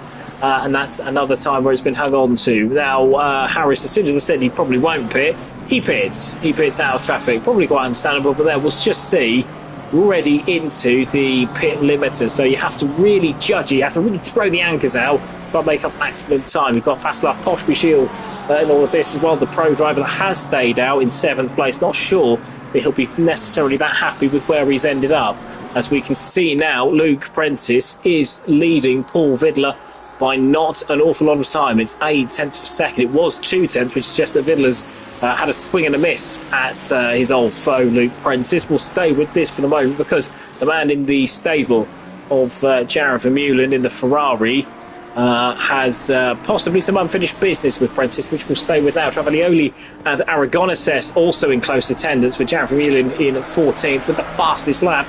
We're only a couple of seconds off this, so Luke has got to get his elbows out if he wants to stay in the lead. Vidler 7 tenths and Travaglioli only a further 4 tenths of a second behind. They're going into Clubhouse now, and crucial there is a little bit of brake dabbing there. That's to keep the back end settled, I suspect. The Lamborghini very good on brakes as they go through the S's. Downhill for the first part, but then it rises up the hill pretty much as you go through the right-hander. Can make the car handling a little bit difficult, as they now head up to Neukoop in the left-hander at turn 11 now, double apex. And yeah, you can see the Ferrari has caught up just a little bit, although the Lamborghini has impressive traction off of that corner. Down the mine shaft is Vidler and Travaglioli. We're going to go to this now because Travaglioli has got an overlap through the mine shaft, goes down the inside. We've got Vidler now laying on the brakes into the Crocodiles, outbrakes himself slightly. Yes, he does. And Travaglioli says, thank you very much, I'll have that. I'm into P11. So Vidler there, bit of an experience there, being caught out by Travaglioli. Aragona says a little bit further back now. Next up, it doesn't get any easier. It also doesn't get any easier for Luke Prentice, because he's gone now very much out of the frying pan and into the fire. Václav Pospisil now comes into the pits to make his stop. He's going to be a little bit further back after being held up by the trials and tribulations of the AM class drivers in front of him. Now, Prentice is going to kind of want to get as close as he possibly can to some AM drivers, maybe try and see if he can put a couple of them between him and Travaglioli. Now, I say that because he's at the moment showing his 8 seconds, 9 seconds behind Darren Mark Davies ahead, who we had a little bit of trouble getting past earlier on, but it might be pretty key for him to put some slow drivers in between him and Travaglioli. Goes slightly wide through Sunset now, and that won't help him because Travaglioli that's going to be like a red rag to a bull now. The Ferrari has a look into the S's. You're not really going to get anywhere there, so it's a bit of wasted energy there from Travaglioli, but he is sizing him up. And I can see a run perhaps into Neukoop coming up shortly. The double apex left hand, he's going to go round the outside. Prentice now will hold it on the apex, hold it on the inside. not let him have a cutback, and not let him have a switcheroo, and the Lamborghini lives to fight another day. Now going down the hill through the mine shaft, he's, I think, going to have to stay to the inside here. We'll keep it now because Travaglioli's going to have a run around the outside. The Ferrari earlier on the brace than the Lamborghini just about gets it stopped, but not stopped enough. And Travaglioli now makes his way to the lead of the pro class, with none of the pro drivers still out, as we've got further trouble behind. Paul Vidler spins over the cheetah curve, and that hampers Aragonés. Says it does wonders for his stablemate Jared Vermeulen, and leaves Luke Prentice further vulnerable to cars behind. Aragonés has had to really stand on the brakes, did really well to miss Paul Vidler, but Vidler there, who has just got back going. That'll be some, I think, quite a few places lost in that sharp Poshby Shield. Vidler's gone pretty much to the back of pro, isn't he, with Gordon Brown. I think it's just Eden and Grace who are yet to come through ahead, as he comes out in 19th, ahead of Daniel Starkloff, and all of Vidler's good hard work done. Well, that's undone, isn't it? So we now go back to the consequences, if you like, with Vermeulen now over Luke Prentice like a cheap suit. So two pretty aggressive drivers. Luke does not like being overtaken, so makes it as hard as possible, whereas Vermeulen sees an opportunity where others don't, doesn't. Let's put it that way. This is now looking around the outside on the exit of Clubhouse. Not really going to get anywhere there. Vermeulen, who has the rather ominous number 1 on his car in a car, or a series, which doesn't really mandate. The number 1 is on there. That's confidence for you. Now he goes around the outside going into Lloyd Cooper. Is he going to try and size up a switchback? No, because Luke Prentice does keep it on the apex. They're now going down the hill through the mine shaft. He won't get much change through the left-hander. Though he is looking to the inside. That's not really an overtaking spot. He does go around the outside now, Vermeulen.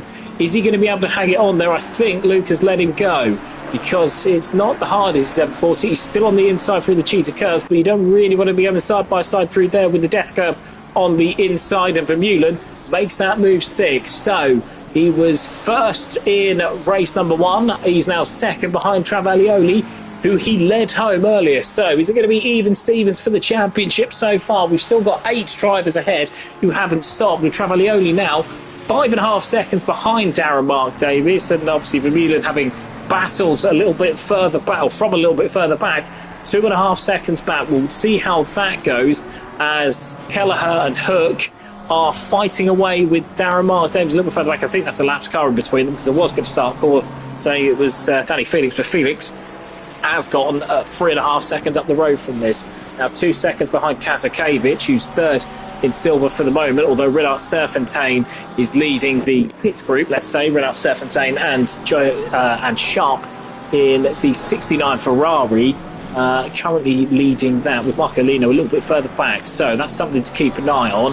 There's a little bit of a, well, it's a short pit lane here, because you simply through the inside of the final corner and about halfway down the straight, just where the kink is. So it's not a particularly long stop. I'd estimate about 40 seconds is what you'll need. Geppen haven't not really built that over the silver cars behind, but he's certainly in a pretty decent place, even if he's still got attention from Serafino Gabino. So Gabino there ahead of Marshall leading the AM class, with, I think, Owen Harris again leading those AM drivers at pits. He cycled through into the lead with Trevor Mendes, who obviously hasn't stopped because of his strife earlier on. Matthias Gonalons, Thacker and Trotman. Trotman obviously having a few issues, it's fair to say, earlier on with his pit entry and then his starting position, causing him to be towards the back. I think he's also got, I think that's problems for Josh Clayton, hasn't stopped, he's 30th, so I wonder what's happened there with Alexander Kalugin, 4 laps down. I wonder if they came together.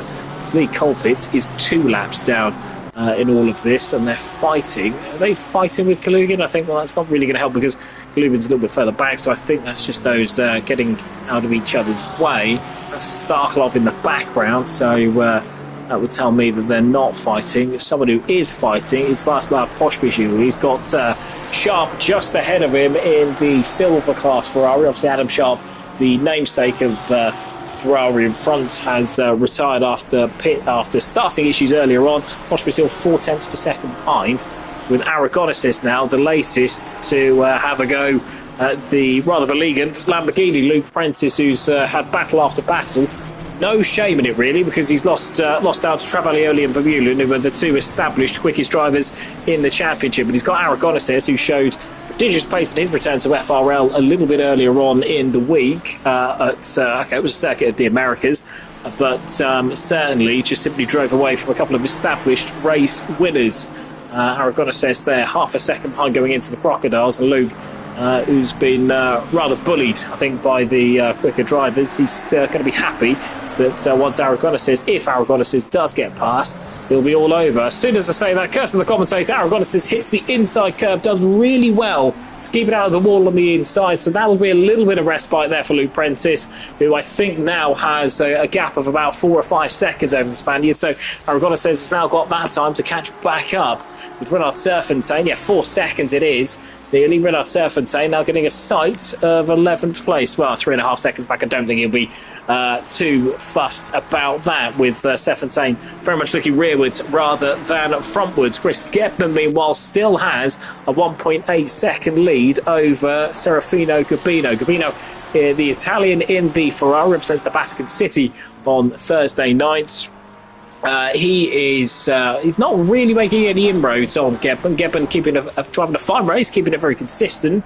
10 laps in, and coming off turn 11, I think it's very much even Stevens between those two at this moment in time, with Marshall a little bit further back, driving a mature race, the Frenchman, who has improved really, not only with this season but through the Thursday night season. He's been a regular fixture in that, Jordan Marshall. And it's been good to see, but not quite at the pace of Gebman and Gabino at this moment in time, but keeping Kazakevich in silver very comfortably behind. And we were mentioning, weren't we, about the pro drivers catching up with some of the AMG drivers that have pitted, and Darren Martin-Davies is the first to fall victim, with Travaglioli having passed him and gained a second on him. Davies now goes through cheetah curves. Is he going to come into the pits? I don't think he is. And Vermeulen there having a half look down the inside. It's not really going to help the Ferrari, because the Mustang has got run down the straight, but the Ferrari, decent exit, decent grip off of the final corner, 0.2 of a second behind Davies. I think he might try and have Darren Martin-Davies, with Davies there in the Mustang, not in the same race, breaks a little bit early. Vermeulen dives to the inside and gets it stopped. Does he? Yes, he does. It's an open corner, and Vermeulen there is easily through with Darren Martin-Davies, and can now go and chase Travaglioli, who's going to catch, you would think, Dale Kelleher, possibly Marvin Hook, ahead within the next couple of laps. Vermeulen now having passed Darren Martin-Davies, 2 seconds back now, so that is a pretty inviting gap. Luke Prentice, meanwhile, has Aragonés catching him once again. Was 2.5 seconds, 3 seconds, or 3.8 seconds across the line last time out. It's now 2.3 seconds, so would expect that the Mercedes will catch back up at some point. Serfontein dropping off as well in the Ferrari behind. And as we go now to Vaclav Pospisil, still behind as they go through Clubhouse. Sharp, who's driving an excellent race, who is the second of the silver drivers that's pitted. So bit of difficulties earlier for the Ferrari in race number 1. Runs slightly wide. I don't think that will matter too much, but certainly an excellent recovery from Sharp in race number 2, which is kind of what the reverse grid is designed to do. With Pospisil now feels his way through Loico, who he himself has recovered a little bit, because he was certainly disadvantaged, let's say, in the race earlier on with where he was. They've got Marcolino now holding up Gordon Brown. This is for 16th at the moment, but probably in reality a net 10th. Brown goes around the outside, going into Crocodiles. Does he sell him the dummy? He does sell him the dummy, but can he make it stick? Lino has decent traction, and through the cheetah curve, very much one at a time. Gordon Brown hits the inside curb, controls it rather well. That's not going to lose him too much to the car ahead. That might lose him a second, but I would suspect the relative pace difference between those two won't cost him much more than a lap. Lino now crosses the line, and Brown 1.1 seconds back, with Owen Harris behind, who's not going to cause him any issues. Harris there, a pretty safe lead at the moment, I would suggest, in AM class. Is certainly, if he hasn't got the lead, then he'll certainly be towards the sharp end, with Marshall probably the only driver I would suggest as a candidate to be ahead. Herc, meanwhile, has got Travaglioli and Vermeulen on the back of him, as Dale Kelleher has rather sensibly let them go and let them get on with it. Darren Mark Davies, meanwhile, might be a little bit of a fly in the ointment for Luke Prentice. Luke Prentice now 2.5 seconds behind Darren Mark Davies, but only 1.8 clear of Aragoneses. Chipping away Aragoneses. I think he'll be back on, Luke, within the next couple of laps. Serfontaine having dropped off at the back. We're going to go now to Travaglioli. Is he going to have a run at Heyy? Robin Heyy now is defending with all his might in the BMW through the Crocodiles complex, now through Cheetah Curve, and this is where Travaglioli's got to play it right. The disadvantage he's got is Heyy does pit. I was about to say the disadvantage he's got is he's the first driver to hit traffic, so if he has issues like that where he gets held up, but for Vermeulen, who was 1.2 seconds behind, is now going to be less than a second behind. He basically can profit off of Travaglioli's hard work, and that's exactly what the South African's done. So Heyy has pitted, so he'll be dropping towards the rear of the field. I don't think the staying out trick has necessarily worked for a lot of the AM drivers, with Kazakevich still stuck behind the leading bastion in this race at the moment, which is Jordan Marshall in the AM class. I don't suspect that he'll be an AM next season. But yeah, Kazakevich starting to turn the screw a little bit on the Frenchman. So the passionate Frenchman there going through Clubhouse, the left-hander, the awkward little left-hander, sets him up now for the S's. But Travaglioli and Vermeulen now are looking ominously big in the mirrors. There's a certain aura, I would imagine, for an AM driver when a pro driver of their stature comes through. I'm a pro driver, I'm certain I don't carry the same fear factor, but Travaglioli and Vermeulen certainly behind, it carries a bit of a different weight, doesn't it, if you're an AM and a silver. So Kazakevich might want to get the move done on Marshall, or they might want to get out of the way to avoid losing time. Now 1.5 seconds separating Kazakevich, who hasn't pitted, and Travaglioli, who has pitted, with Vermeulen 0.6 of a second behind. Just going to see now, and the prediction has come true, of Luke Prentice having been caught once again by Aragoneses. Aragoneses, who'd made the mistake behind 3 or 4 laps before, did really well to keep it out of the wall, but it did hamper the Spaniard, and he's now going for third in class, and I would suggest what will possibly be third on the track by the time this all sorts itself out. Dale Kelleher, meanwhile, pits, and he was at the sharp end of the AM class, and we'll see where that drops him. I can see that Heyy, who was ahead, and Felix, who was ahead of him, they've dropped out to 22nd and 25th, so it doesn't look like that tactics work for them at all, and I think there's a real chance that Harris might actually be leading this if Marshall isn't by the time this all goes through. So Luke Prentice there, half a second clear of Aragoneses. Aragoneses, a pretty safe driver, it must be said, but relentlessly quick in that Mercedes. But the problem Luke's got is it's not just Darren Mark Davies, that's Luke Richings just ahead. Darren Mark Davies is 9.3 seconds, a gap between Marshall and Vermeulen. Marshall having, I think, quite sensibly gotten out of the way of Travaglioli and Vermeulen, with Kazakevich having just passed him. But it's not going to be just Darren Mark Davies, who he's not entitled to let him through, he doesn't have to let him through, but it's Luke Richings who should let him through. Richings, who does go wide now through the S's, so there's an added complication here, because Davis now is stuck behind Richings, who might well get out of the way here, but it's 2 cars basically adding a bit of a roadblock here for the pro drivers of Luke and Aragoneses. Davis now, is he going to be able to get past Richings? He's been shown the blue flags, but the rules dictate that you need to be out of the way within a lap if the gap is less than 0.3 of a second. No expert, but that looks pretty close. So Davis now clips Cheetah Curve, and he's going to pit now. That's pretty sensible from Darren Mark Davis. Good news for Luke Prentice, because it just means that he's got to get past Richings. Now Richings, if he's sensible, will probably tow them along here a little bit and move over just a little bit towards the entrance of the corner. Doesn't look like that's happening though, does it? With Aragoneses now very much in the slipstream of Luke Prentice. This is for third place. Aragoneses dives towards the inside. Luke Prentice cuts him off, and all fair there, whereas Richings gone out of the way in the corner. Don't know whether that might be reported or not. I would suggest that Luke, being the easygoing guy that he is, probably won't report that, but But yeah, Richings getting out of the way into the corner rather than before the straight, so had a little bit of complication, but it actually probably aided Luke in defending, and he lives to fight another day. Now, the drivers behind Chris Gedman has pitted from the lead of the race, but he's also retained the lead of Silver Class. It's Renat Serfontaine in second ahead of Sharp Poshbishil. Poshbishil not been able to get past Sharp, with Kazakevich having been second earlier on, dropping to fourth.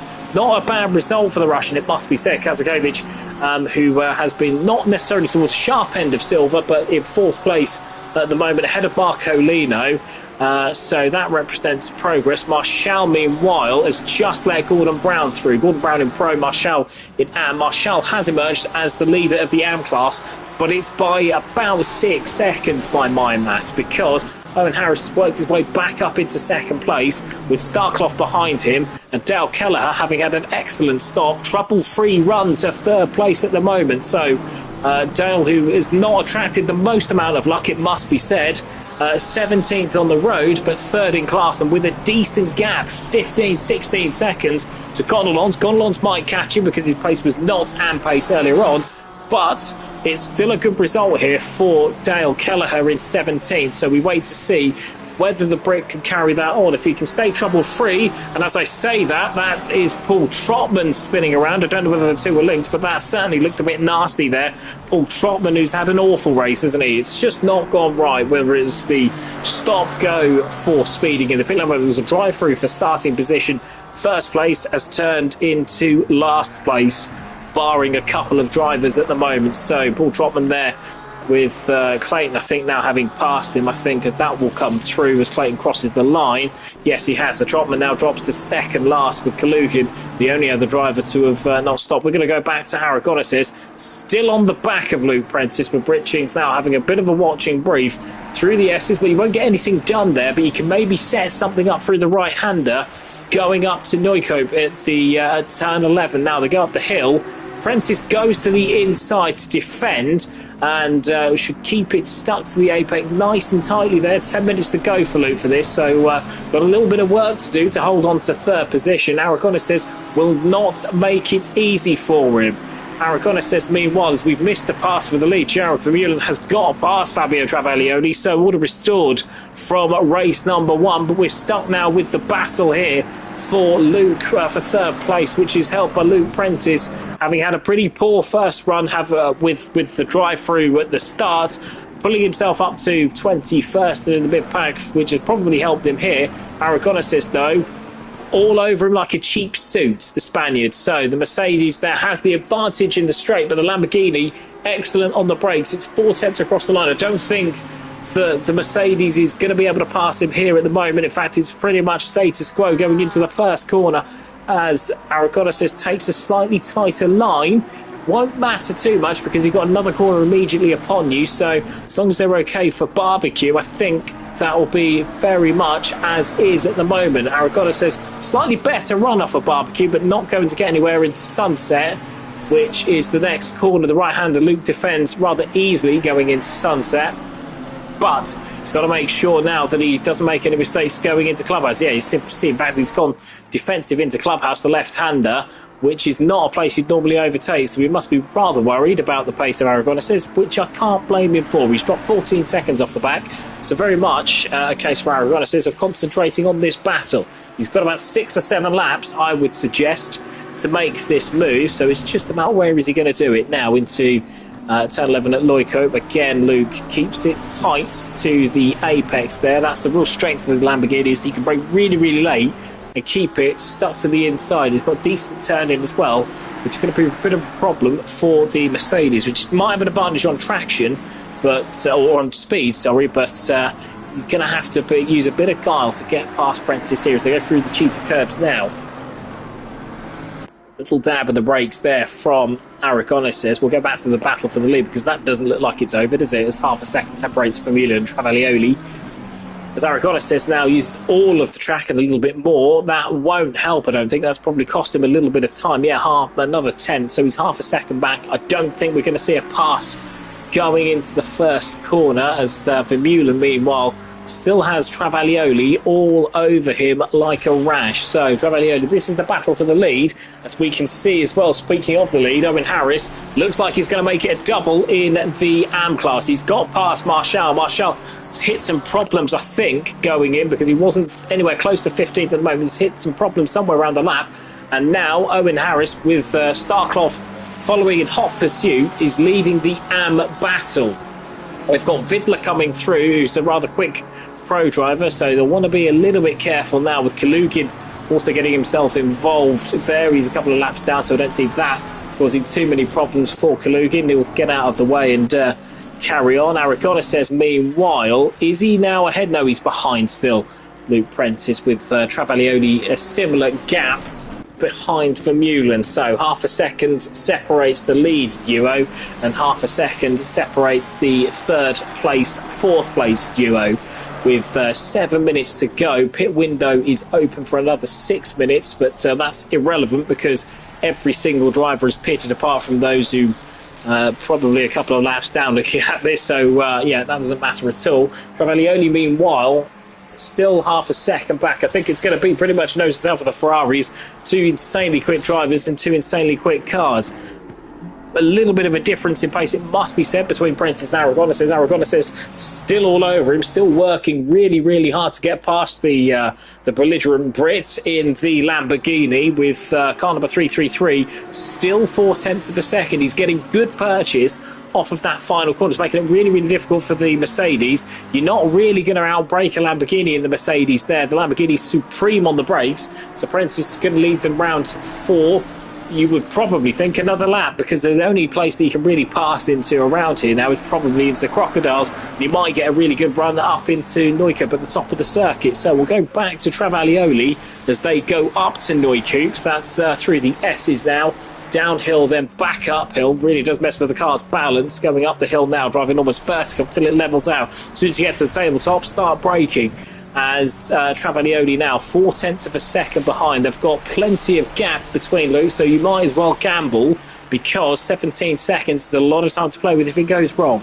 6 minutes to go now. I'd suggest about 4 laps most likely, as Travaglioli goes into the Cheetahs complex, tries to see if he can get a better run through the corner. He can't. He goes slightly wide, and that is Vermeulen fighting air. You're not going to pass anybody through Cheetah curb there. And Vermeulen now with a bit of traffic ahead. Now, that is the Ferrari, I think, of Sharp. No, it can't be, but it's the Ferrari, I think, there of Jamie Thacker, who's had another difficult race when a lot more looked possible. But he's done really, really well there to get out of the way. Very sensible driver, which is what we like to see. What we also like to see is a battle, and we've got one here for third place, as Aragonés is now fires himself off the corner. Is he a little bit closer in the Mercedes? I think he is. He's 0.2 of a second behind. But I think the Lamborghini might have to get his elbows out. He does indeed go to the inside. Aragonés goes to the insider. Now, as he is on the brace, Lamborghini now tries to hang it round. Aragonés gets the job done, brakes, and that is an excellent block pass move. And Luke Prentice's resistance, his hold on third place, is broken. Now, the Lamborghini tries to come back through at Barbecue, but I think that is fight over. As Aragonés there, had to be patient there. Excellent driving between the two drivers, it must be said. Even the one that's being overtaken knew when he was beaten. And that is third place for Aragonés. And Luke Prentice relegated to fourth, where he'll be a little bit more comfortable, because he's got Chris Gedman in silver class. 6 seconds behind, with Renard Serfontaine of silver class as well. Just behind him, Pospisil, Václav Pospisil, 8 seconds off of fourth place Luke Prentice. Here, Pospisil in seventh, fifth in the pro class. I don't think there's going to be any fight there for Pospisil's position, because Sharp in the silver Ferrari is a little bit further back, and Gordon Brown a further 10 seconds back. So Pospisil looking a bit safer there. Let's see if we can find another battle. Well, Owen Harris is making sure that there's no battle for the lead, as he has done pretty much all day. Marshall there, we'll wait to see what's happened to Marshall, because he was a little bit further ahead. I think the battle might be Gonalons versus Dale Kelleher. Kelleher now in third position in the AM class, and a return to form for the Mancunian now if he can hold on to third position. And it's been, like I say, a really disappointing season in terms of luck for Dale Kelleher, but this certainly is a reminder of what he can do now. Gonalons, who started from the pit lane first time round, disqualified from the first race because of not starting from the pit lane. He had a qualifying infringement, which is looked down upon very, very harshly by the stewards. 2.6 seconds behind. I get a feeling Gonalons, if he's patient, when he does get to the back of Kelleher, might get there, because we've got 2.5 minutes to go, and I suspect that's a further 2 laps for the leaders, so probably 3 laps for these two, with it being a gap now of, I would estimate, 2 seconds as they cross the line. It is 2.1 seconds. Well, I wasn't far out, was I?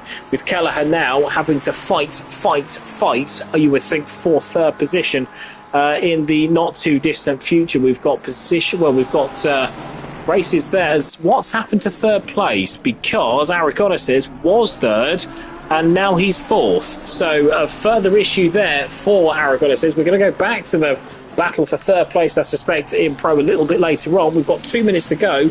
Travaglioli, meanwhile, still half a second behind Vermeulen. Vermeulen now doing all he can to break the toe. It's 0.4 of a second, so I don't think he's going to get anywhere. Travaglioli going into Prothorn, the second bend. It's the first real breaking point on the circuit as Vermeulen takes a slightly tighter line, but holds on. The luminous green Ferrari versus the turquoise and purple Ferrari. Half a second separates. And Aragones says, well, we'll wait to see what happened, because Luke he didn't look like he was going to get anywhere near him. So I wonder if Aragones has had another issue, potentially at Cheetah Curve, the right-hander at the end of the lap, as he did earlier in the race, because Luke was never going to get anywhere near him. So I do wonder what's happened. There certainly doesn't appear to be any damage on the 2 cars, so that's normally a giveaway of issues. Certainly, speaking of issues, Renard Serpentine is taking the lead because Chris Gedman has had strife in the lead of silver. So that pretty seismic, because he's got Johnny Sharp now in the 7th, who's second in the silver class, and Renard Serpentine at home is going to be the second South African to win at home with the pit window closed. That means we've got less than a minute to go. Aragones says now all over the back of Luke, I would imagine, towards the end of the lap, 1.1 seconds behind, but he wants his third place back. Meanwhile, Travaglioli nose to tail with Vermeulen for one more lap. The leader, when he crosses the line, Vermeulen extends a little bit. That's a pretty good final sector. I think the South African might just have this covered in his home race. So we can see now a further battle behind for Dale Kelleher and Matthias Gonalons. Gonalons towards the inside as they go through turn 6. That is Sunset going into Clubhouse. Now this is going to run for 2 laps because they're ahead of the leaders on track. Gonalons now all over the back of Kelleher, who's got to fight with all his might to retain third in class. We'll skip back to that shortly. Travaglioli now a second behind Luke Prentice, with Aragones now half a second behind Luke Prentice. He's got 1 lap to do it. He's not going to do it into the first corner, so he's going to have to try and force the belligerent Brit into a mistake further around the lap. Easier said than done, because Prentice can be, on his day, a bit of an immovable object, especially when he's in the right mood. So Prentice now holding on for third place in race number 2. A little bit wide through barbecue there, it must be said, with Aragones is now closer than he's been since he's passed him. As he goes through Sunset, less than 0.2 of a second now. Fast right-hander won't provide any overtaking opportunities, but he might have a run going into Clubhouse. He thought about it, didn't he? Luke had to certainly go to the inside to be defensive, and now he's got to hold him off, as Travaglioli now 1.9 seconds back from the leader. So that from Vermeulen, race is run. We'll skip back to that shortly, but I want to stay with this as much as I possibly can. They're going into Neukoop at the top of the hill. That's turn 11 now. Prentice goes to the inside to try and hold the inside line. blocks the run of the Mercedes, which we're going to have to skip away from just at the moment, because across the line is going to come Jared Vermeulen to make it a double in South Africa. So Jared Vermeulen wins his home feature race, and that might just put a little bit of daylight between he and Fabio Travaglioli. Travaglioli comes in second for the second time. Prentice, meanwhile, side by side with Aragonés through Cheetah. That's not going to work there, Aragonés. And Aragonés now has one more chance going into the final corner. I don't think he's going to do it. He's going to have to try and out-drag him coming out in the final corner, but Prentice blocks the run, and Aragonés loses out, and that is going to be third place for Luke Prentice. You certainly can't say that he didn't fight for it. Aragonés will be disappointed to lose out to a mistake there in fourth position, with Renard Serfontein taking honours in silver. He's just ahead of Václav Pospisil and Johnny Sharp in second in silver, with Gordon Brown recovering to sixth in class and eighth overall. Chris Gebman will still take third place, having led for most of the race in silver, so he's ninth overall ahead of Andrew Eden and Marco Lino. And Starkloff is in 12th place, with Owen Harris making it a double, an impressive double in having been towards the midfield, to be honest with you. Look, he's still roughly where he started, but it is a very good drive there from Owen Harris, as he's been only overtaken by those in Pro. It's Paul Vidler in 14th. A disappointing return for Paul Vidler ahead of Kazakevich in 15th. So he is 6th in class, with Morgan Grayson 16th. It didn't quite go to plan for him in race number 2. And Serafino Gabino in 17th. Jordan Marshall is in 18th. He's 2nd in class, with Dale Kelleher holding on to third position. A great drive there from Dale Kelleher in 19th to take third in AM. They are ahead of Brooklyn Donkin, who won obviously earlier on, but not quite so much luck in race number 2. They're ahead of Darren Mark Davis in 21st. Fourth, with Matthias Gonalons having fallen off the track at some point in the last minute because he was battling for third. He's now 5th. Trevor Mendes recovers to 6th place. Another case of what might have been for the Aston Martin. It was so quick earlier on. They're ahead of Danny Felix and Jamie Thacker, with Luke Richings in 26th, Lee Colpitts in 27th. We didn't see what happened there. And Marvin Hook, who led for he was so long in the top 2 or 3 of AM, and he's still now, well, he's 28th. Josh Clayton again had another difficult run in, he had a difficult run in this one after slight contact earlier on. They're ahead of Alexander Kalugin and Paul Trotman. Trotman obviously not finishing after his disastrous race, during which he travelled through the pit lane 3 times rather than once. Matteo D'Amica did not finish, along with Wouter Heymans, who hit problems once again earlier on, and Adam Sharp in 34th, with the drive-through unserved due to a start line issue. So that is going to be all of those, all of the positions accounted for.